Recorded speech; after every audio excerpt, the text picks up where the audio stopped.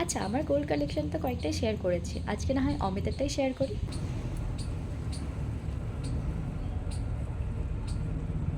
আর আজকে আমি শেয়ার করব আমাদের বাড়ি থেকে অমিতকে কী রিং দেওয়া হয়েছিল।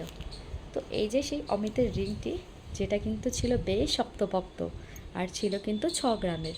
ডিজাইনটা তোমরা দেখে হয়তো বুঝতেই পারছো কতটা ভারী রিংটা, যেটা কিন্তু ও সবসময় পরতে চায় না একদমই।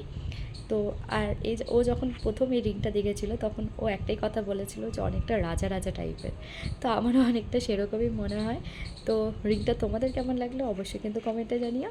ভিডিওটা ভালো লাগলে একটা লাইক করে দিও, কমেন্ট করে দিও, শেয়ার করে দিও।